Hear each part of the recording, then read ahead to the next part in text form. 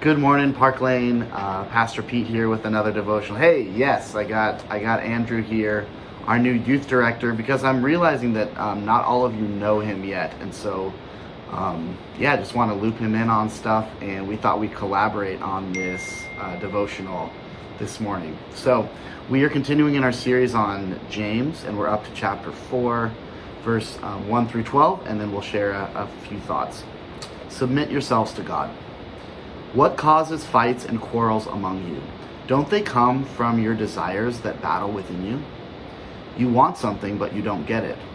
You kill and covet, but you cannot have what you want. You quarrel and fight. You do not have because you do not ask God. When you ask, you do not receive because you ask with wrong motives, that you may spend what you get on your pleasures. You adulterous people, don't you know that friendship with the world is hatred toward God? Anyone who chooses to be a friend of the world becomes an enemy of God. Or do you think Scripture says without reason that the Spirit He caused to live in us envies intensely? But He gives us more grace. That is why Scripture says, God opposes the proud but gives grace to the humble. Submit yourselves then to God. Resist the devil and he will flee from you. Come near to God and He will come near to you. Wash your hands, you sinners, and purify your hearts, you double-minded. Grieve, mourn, and wail. Change your laughter to mourning and your joy to gloom. Humble yourselves before the Lord, and He will lift you up. Brothers, do not slander one another. Anyone who speaks against his brother or judges him speaks against the law and judges it. When you judge the law, you are not keeping it, but sitting in judgment on it. There is only one lawgiver and judge, the one who is able to save and destroy. But you, who are you to judge your neighbor? So this passage says, it says a lot of stuff for sure. There's a lot packed into these verses. This morning, I wanted to focus on just the warning about worldliness, being too much like the world. James is speaking here to this congregation. And he's telling him, you're too similar to the world. You're pursuing the same things that the world is pursuing. You look exactly like them. If you want something, you try to get it. If you're discouraged in your life, you try to fix your own problems, and you're living like everyone else. Well, it's not a newsflash to any of us that we are in the same predicament. We are very worldly also, but not in the way that you would expect. Because I think a lot of times people see these verses or hear these verses and they've heard sermons preached about we're being too much like the world, so we better not mow our lawns on Sunday. We better have everything buttoned up, and we better, make sure that we, have all of our ducks in a row and have all of our outward appearances. No, that's not what this is talking about, and that's not what Jesus was saying. Jesus critiqued the religious people who were trying to prove how good they were with the way they kept Sabbath or the way that they tithed their spices or all these things. It's not the outward appearance that God is concerned about with our worldliness. It's our heart. It's our heart being corrupted and chasing the wrong things. What would you add to that, Andrew?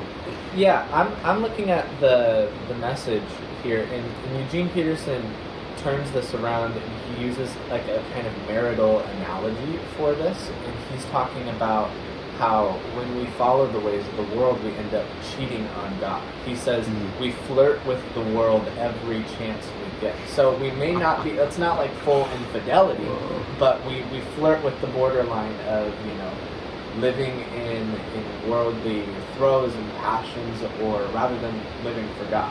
And so, even the slightest flirting with anything other than God is infidelity. And I think also like something like Hosea, where, there's this great metaphor of God being a passionate and jealous lover, where He wants us, and He wants us to be with Him. So it's compelling for us to come back to God, and to come back to relationship with Him and fidelity to the Lord. So the book that was the most referenced in my seminary experience 15 years ago was this book called Christ and Culture by Richard Niebuhr. And he has these models of different relationships. And, some people look at a verse like this and say, Christ against culture. We have to keep culture at a distance. We can't go anywhere near it or we'll be corrupted. But Niebuhr argues, and I think this passage, he's following this passage when he does so, that Christ is a transformer of culture.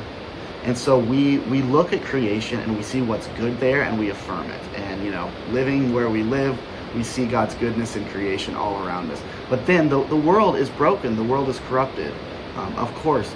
But Jesus is coming to transform those areas of the culture that are sinful, that are selfish. And that we have a long history of that in the Reformed tradition, and that's what we're joining up with.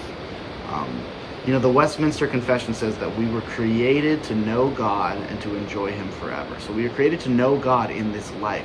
That's what our pursuit during our lifetime, however long they may be, should be about. Knowing God and enjoying Him and spending our time, not pursuing worldliness, not pursuing the American dream, not pursuing the things that everyone around us is telling us to pursue. Oh, you've got to get your ducks in a row. You've got to get this. You got to get this to be successful. But spending our time pursuing the things that are going to last forever, our relationship with God, our souls, and making that our focus.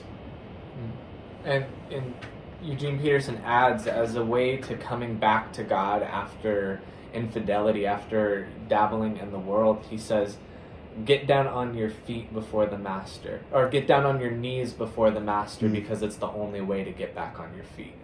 Yeah. And so, when we submit ourselves to God, that's when we truly become free, and that's when we truly become alive. Yeah, and there's grace upon grace upon grace, as the pastor says. So, cool. This was fun. Cool. We'll do it again, and have a great Wednesday.